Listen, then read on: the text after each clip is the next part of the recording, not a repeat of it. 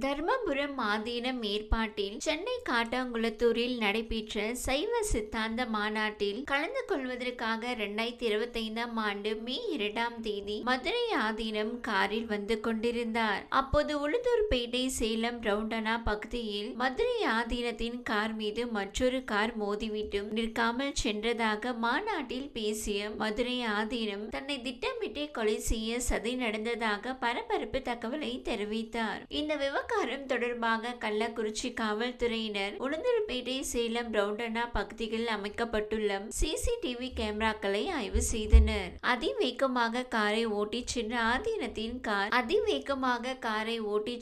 ஆதீனத்தின் car ஓட்டுநரின் கவனக்குறைவே விபத்து ஏற்பட காரணம் என தெரிய வந்தது. இந்த விபத்து குறித்து ஆதீனமோ அவரது ஆதரவாளர்களோ காவல் நிலையத்தில் புகார் அளிக்கவில்லை. மேலும் சேலத்தில் இருந்து சென்னை நோக்கி வந்த முபாரக் என்பவரின் கார் மீது அதிவேகமாக சென்ற ஆதீனத்தின் கார் தான் மோதியது என்பதையும் விசாரணையில் தெரிய வந்தது. இந்நிலையில் இவரது பேச்சு இரு மதத்தினருக்கு இடையே குழப்பத்தையும் மத மோதலையும் உருவாக்கும் வகையில் இருப்பதாக கூறி சென்னையை சேர்ந்த வழக்கறிஞர் ராஜேந்திரன் சைபர் கிரைம் காவல்துறையில் புகார் அளித்தார். இந்த புகாரின் அடிப்படையில் ஆதீனத்துக்கு எதிராக தவறான தகவலை பரப்புதல், கலவரத்தை ஏற்படுத்தும் வகையில் பேசுதல் உள்ளிட்ட 4 பிரிவுகளின் கீழ் வழக்கு பதிவு செய்தனர். இந்நிலையில் தனக்கு எதிராக காவல்துறை பதிவு செய்த வழக்கில் முன்ஜாமீன் கோரி மதுரை ஆதீனம் தரப்பில் சென்னை முதன்மை அமர்வு நீதிமன்றத்தில் மனு தாக்கல் செய்யப்பட்டது. இந்த மனு நீதிபதி கார்த்திகேயன் முன்பு இன்று விசாரணைக்கு வந்தது. அப்போது இரு தரப்பு வாதங்களையும் கேட்ட நீதிபதி, மதுரை ஆதீனத்திற்கு 60 வயதிற்கு மேல் ஆகியுள்ளதால் விசாரணைக்கு நேரில் ஆஜராக வேண்டிய அவசியமில்லை. வேண்டுமென்ற காவல்துறையினர் மதுரை ஆதீனம் இருக்கும் இடத்திற்கு சென்று விசாரணை மேற்கொள்ளலாம் உள்ளிட்ட நிபந்தனைகளுடன் மதுரை ஆதீனத்திற்கு முன்ஜாமீன் வழங்கியது.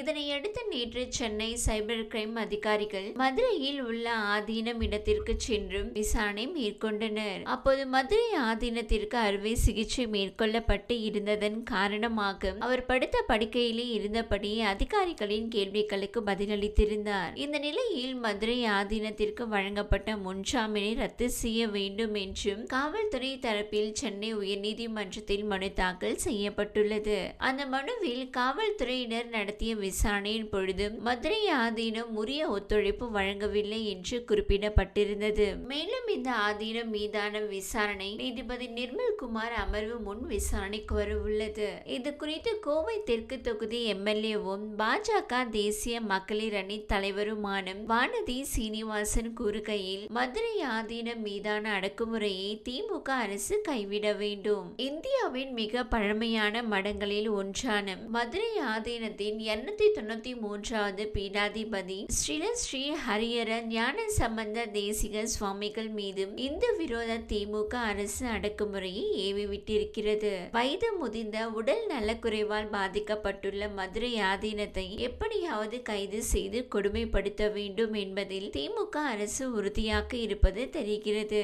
அவுரங்கசீப் ஆட்சி காலத்தில் கூட நடக்காத கொடுமைகள் எல்லாம் திமுக ஆட்சியில் நடக்கிறது. மதுரை ஆதீனம் மீதான அடக்குமுறையை திமுக அரசு கைவிட வேண்டும் என்று தெரிவித்துள்ளார். இந்நிலையில் அறுவை சிகிச்சை முடிந்து ஓய்வில் இருக்கும் மதுரை ஆதீனத்தை தொடர்ந்து துன்புறுத்தும் போக்கை திமுக அரசின் காவல்துறை கைவிட வேண்டும் என அண்ணாமலை கூறியுள்ளார். இது தொடர்பாக தமிழக பாஜக முன்னாள் தலைவர் அண்ணாமலை வெளியிட்டுள்ள எக்ஸ் தளத்தில், மதுரை ஆதீனம் ஸ்ரீ லலஸ்ரீ ஹரிஹர ஸ்ரீ ஞான சம்பந்த தேசிக சுவாமிகள் அவர்களுக்கு வழங்கப்பட்ட முன்ஜாமீனை ரத்து செய்ய கோரி தமிழக காவல்துறை மாண்புமிகு உயர்நீதிமன்றத்தில் மனு கொடுத்திருப்பது வன்மையாக கண்டிக்கத்தக்கது. கடந்த சில நாட்களுக்கு முன்பாக குடலிறக்கம் அறுவை சிகிச்சை முடிந்து ஓய்வில் இருக்கும் மதுரை ஆதீனம் அவர்களை 2 நாட்களுக்கு முன்பு சென்று விசாரணை என்ற பெயரில் சுமார் 1 மணி நேரம் துன்புறுத்தி விட்டும் தற்போது விசாரணைக்கு ஒத்துழைக்கவில்லை என்றும் திமுக அரசின் காவல்துறை கூறுவது உள்நோக்கம் கொண்டது.